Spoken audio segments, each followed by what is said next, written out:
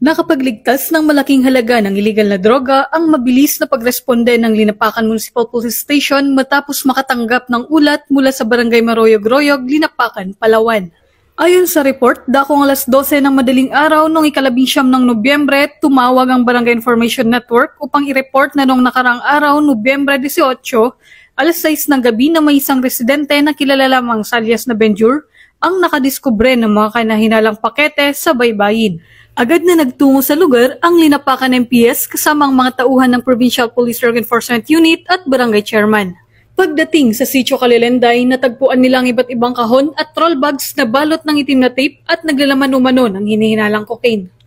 Sa kabuuan, tinatayang nasa 25,210 gramo ang kabuuang timbang ng masabat na droga na may standard drug price na umaabot sa 133,613,000 pesos.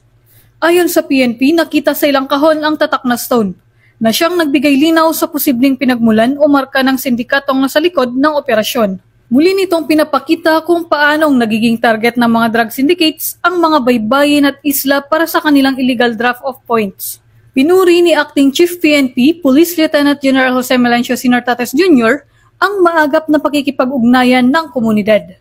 Aniya, napakahalaga ng papel ng mamamayan dito. Isang tawag lang at agad nating napigilan bago pa ang ganitong kalaking halaga ng droga ay makasira ng buhay.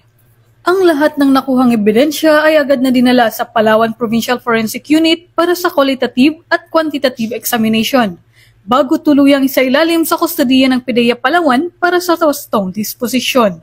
Patuloy na nananawagan ng PNP sa publiko na makipagtulungan upang mapanatiling ligtas, payapa at walang droga ang mga komunidad.